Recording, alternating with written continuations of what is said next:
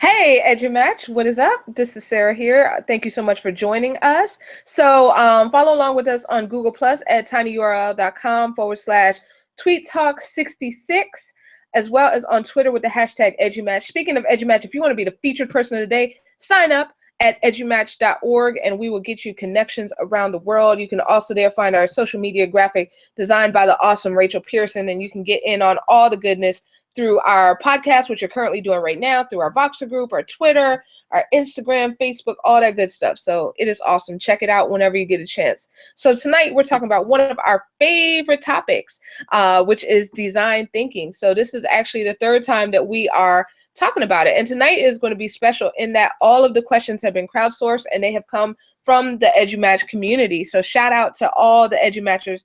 And we have some wonderful EduMatchers on panel. So we're just going to introduce ourselves, going from my left to my right. So we'll start first with the awesome Brian Costello.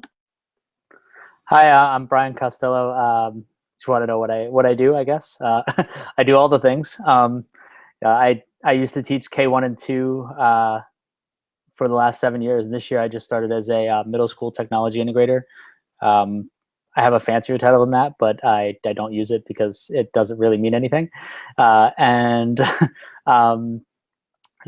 that's kind of it. I do a lot of other things. I write a lot. I share a lot of things, and I started up a new project that I'm working on for connecting classrooms and projects around the world called the Global Audience Project. You can check us out on Twitter at GAAP16 or our website globalaudienceproject.com.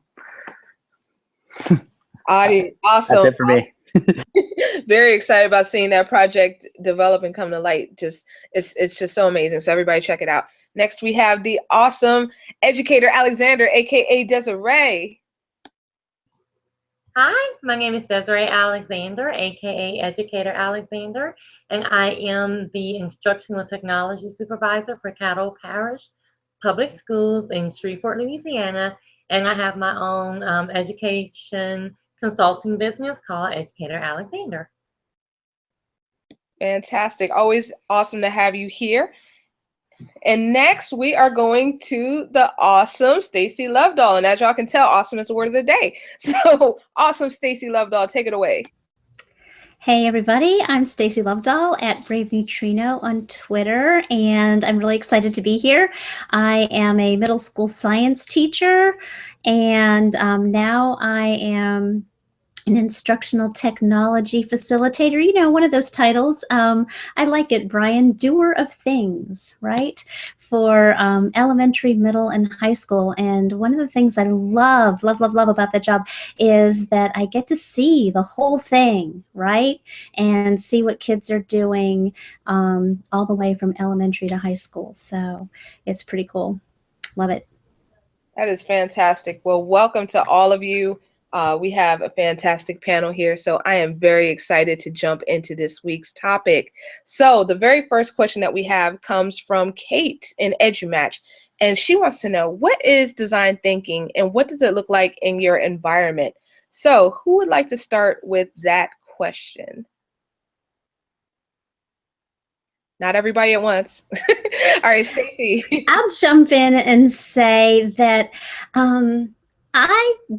I was a design thinking skeptic. So I'm just going to confess right up front. Coming from a middle school science teacher point of view, and then before that, I was in industry as an environmental engineer, and we did, kind of applied science. And I'm thinking, what's this design thinking? Isn't it just the scientific method? Are we putting like a new, just a new word on the same old thing? And then I got to read Launch, and I was in a book study over the summer, and I just love that book. Highly recommend it. And because of the idea that it starts with, it starts with a problem. The scientific method kind of starts with a problem and research and everything, but the design process starts with that empathy component of really trying to understand not just what the problem is, but who has it. Like who has it and why they have it, and trying to solve the problem from the person who has the problem's point of view. And then going through and creating something, iteration, something that I think that we leave out a lot of times because we're so busy in school and we have to kind of go to the next thing, but really giving kids a chance to go back and, make something, test it, and then go back and redo it and fine tune it and test it again. So that's not the typical step thing that you might see if you Google it on the internet, but that's kind of how I see it. All right, awesome. And what say you, Brian? Yeah, I want to echo that that component of talking about the user and what are the user's needs. So you definitely start with that person. That problem is not just an abstract problem. It's a problem that belongs to human beings. That we need to figure out a way to solve problems that relate to us. One of the things I love when I was talking with I got a chance to work with Les Macbeth, who's works with the Future Design School, and I want to give a shout out to her because this is all great stuff that I learned from her.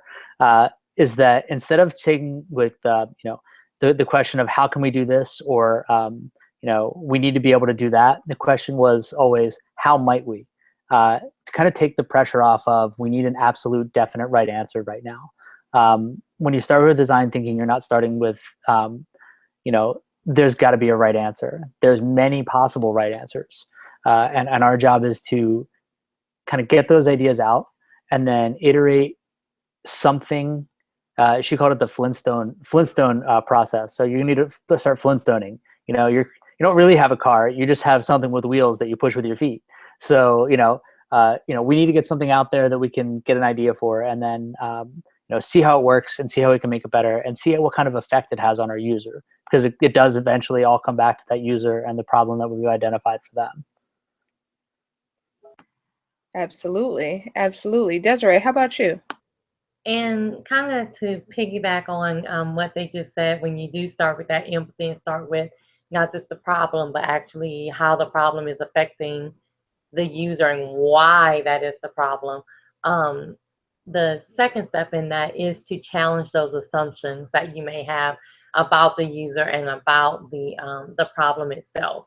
And kind of what Brian said, when you're asking, how might we solve the problem? Not just, oh, this is how you solve it, 1, 2, 3, 4, 5. Just how might we do this? Because it's always an ongoing process.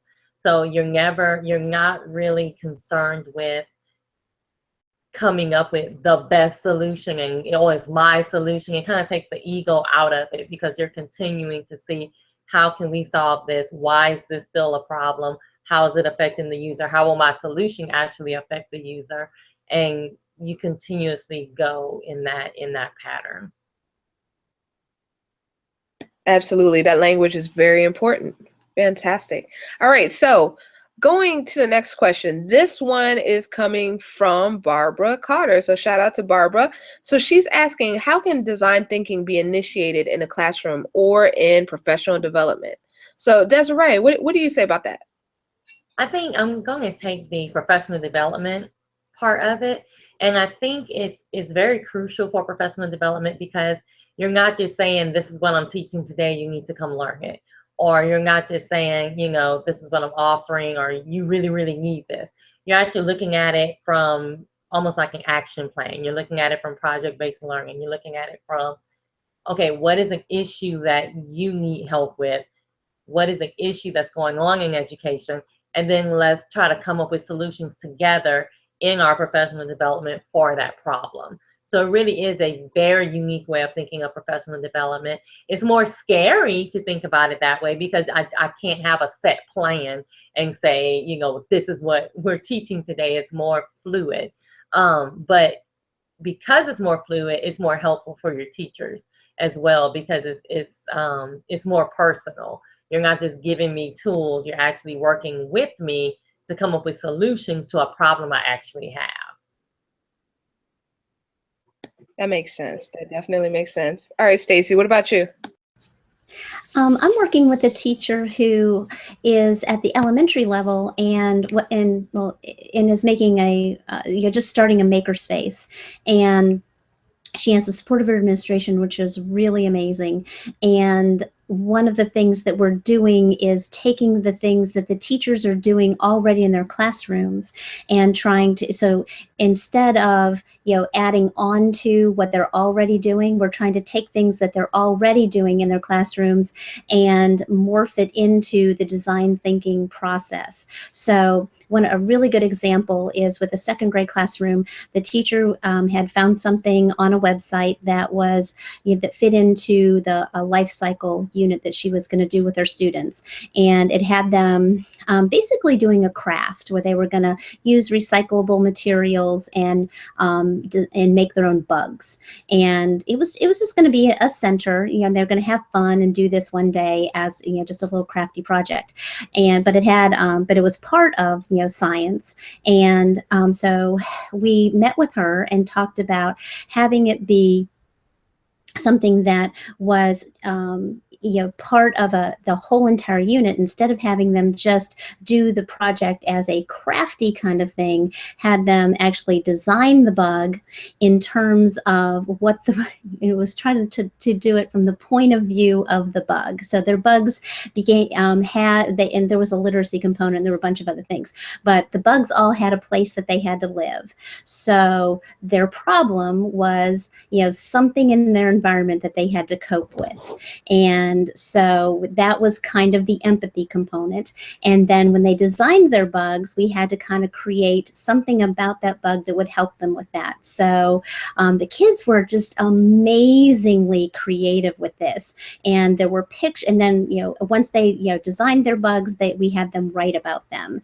And they took pictures, and of course, it just turned out to be a really cool project. But it really started with something that the teacher was already doing, and we were able to weave components of it in there, and create something that was, even more meaningful. I think she ended up, and the kids loved it, but she ended up really seeing how it could fit, and it wasn't really anything that was, burdensome to her classroom. So it was a really good way to have that first project start off.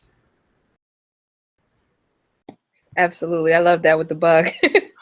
All right. Brian, how about you? So I think definitely what the ladies had started out with is right on point.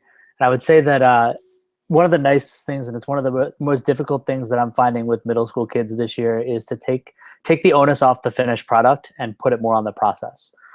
So when working in design thinking, yes, there's an end goal in mind, but that end goal ends up changing a lot from where you started out. You originally think of, this is going to be my finished product here. This is what I'm going to go with.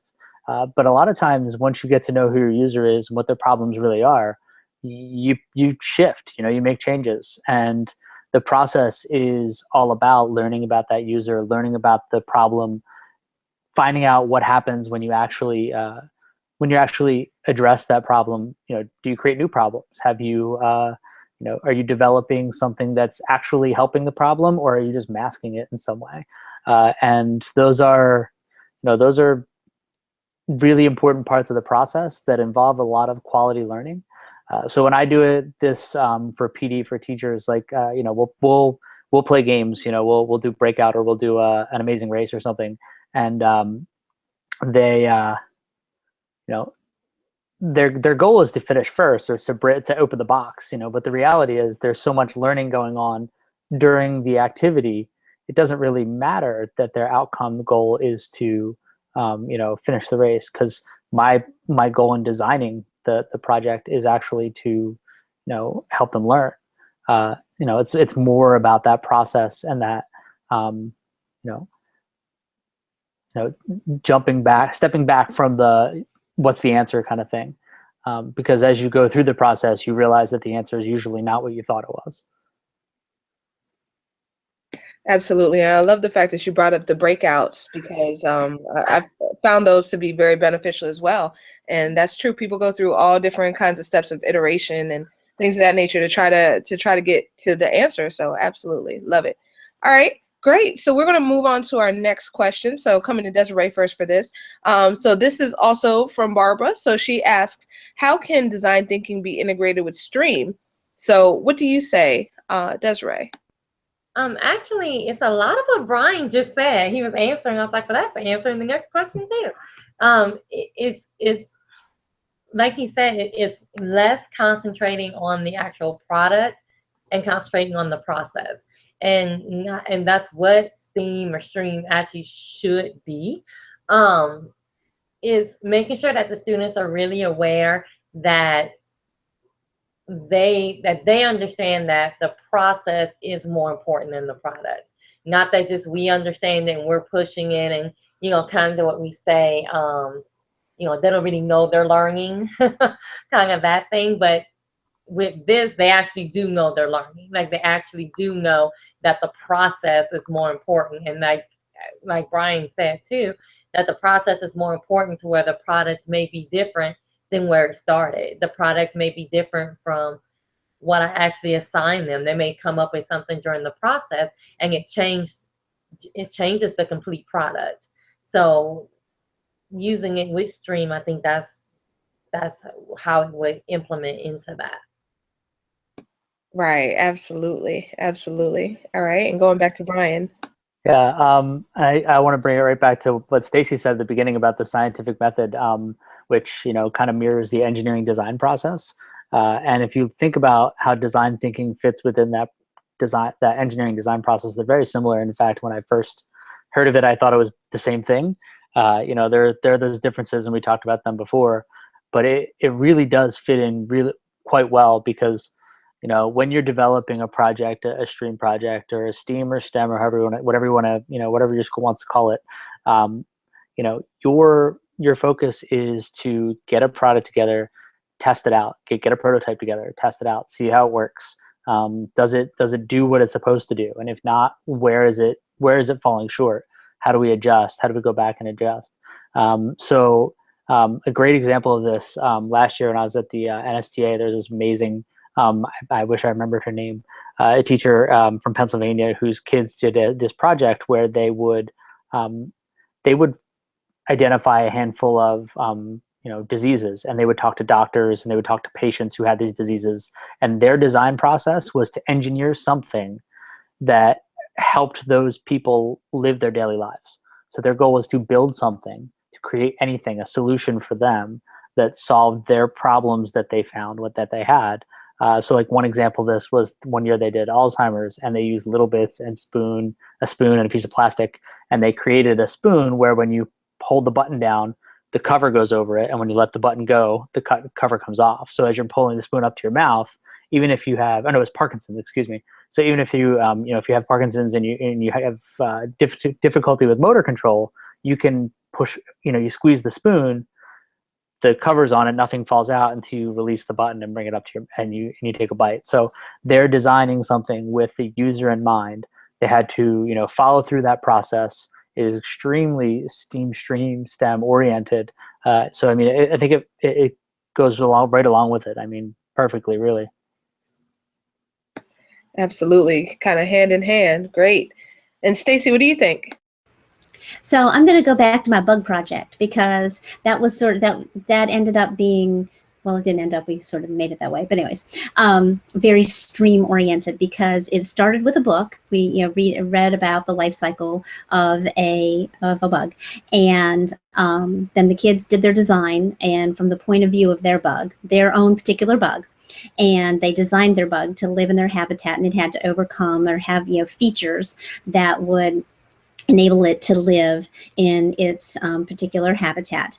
And there was a writing component, so they had to write about it and say why they chose, and it was hysterical. I mean, because they were using recycled things. So we had toilet paper tubes, and we had pipe cleaners, and, you know, things were just sticking out all over the place. And, you know, some of them, you know, there was a lot of glitter. I'll tell you, there was a lot of glitter, but it was glitter for a reason. Okay, because you couldn't just have glitter, because you had to go, and so we had these kids, and they were writing, the reason we have glitter is because it was to scare away predators. And so, you know, so they were writing that, and, you know, these are little kids, and they're writing this all out. So that was their writing component.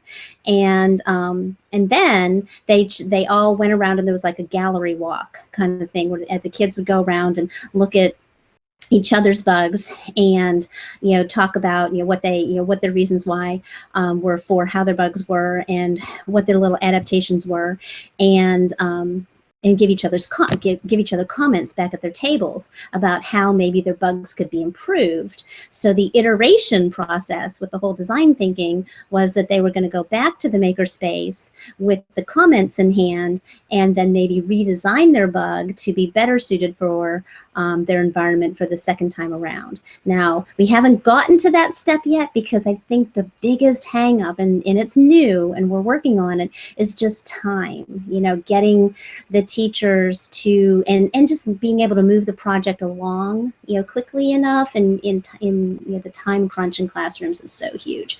But getting to be able to go back and have the kids have a chance to say, well, you know what, I'm going to tweak this and make these bugs even better. But it had all of those components woven into it, so that it could be, so that it could include literacy, so that it could include writing. And from the teacher's point of view, it also was part of, if you will, kind of the sales pitch to get the teachers to be willing to give up that time, because those are the standards that, super tangible standards that the teachers needed to do in their classrooms. And they could really see, I mean, and not that they don't value the STEAM and the teamwork and all of those other sort of soft skills that the design thinking builds on too, but they also need to build that writing, they need to build that reading. So those were in there too. So it was a really good project. Absolutely. This is great stuff and a very rich discussion. So definitely wanted to thank all of you for being on board. We have one more question. So this one comes from Valerie Lewis from the EduMatch. No, I'm sorry. She dropped this in a different Voxer group, but for tonight.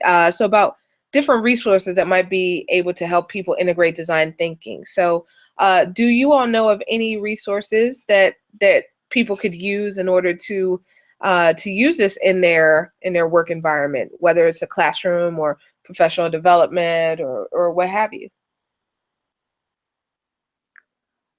Sure, I'll go ahead and jump in and just check out the material put out by the Future Design School and also Stanford Design School. Both put out really great materials about design thinking, whether it's incorporating design thinking into your projects, or it's just how is this relevant to what we do, and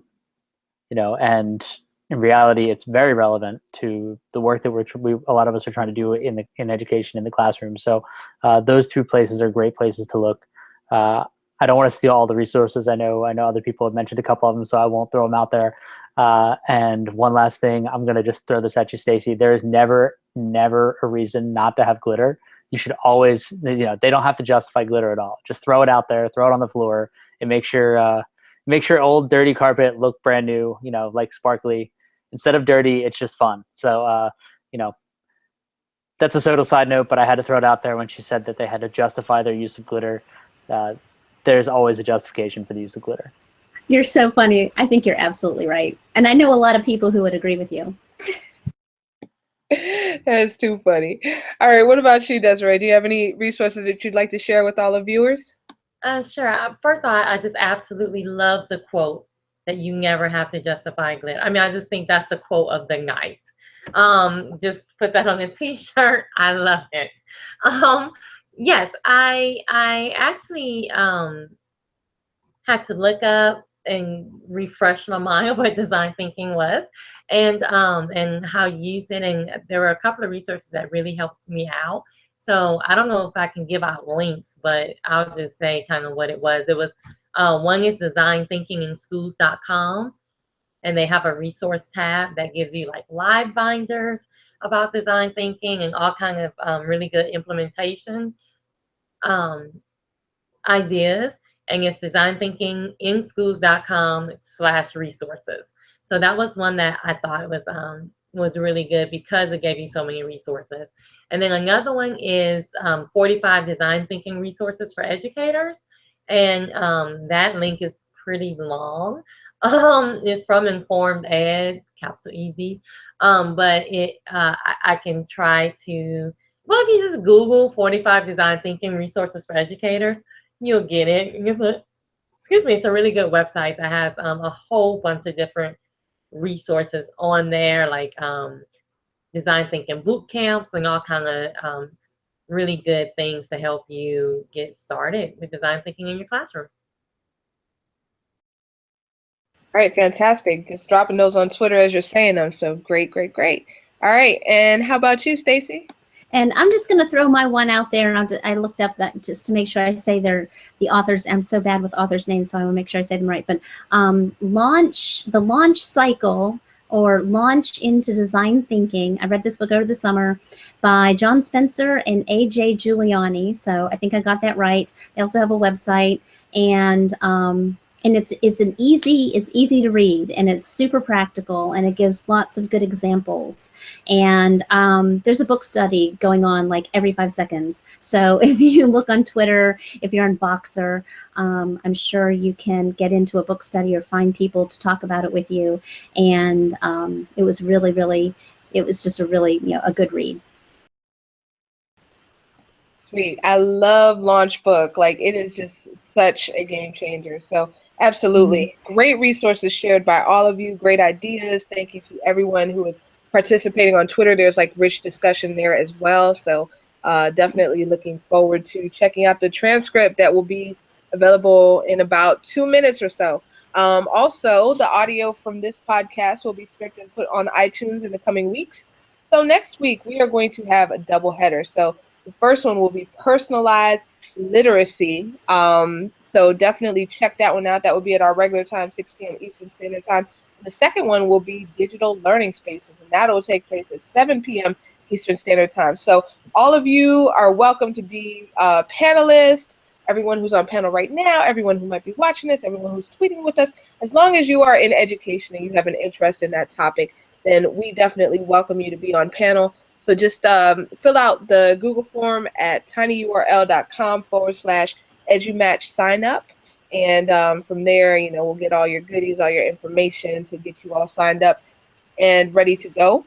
So I wanted to definitely give a shout out to Prince George's County Public Schools, which I have to say I am a very proud employee there. We are having our 20th annual Powering Up with Technology Conference. So any of you who may be in driving distance to the DC area might want to check it out. It's coming up this Saturday.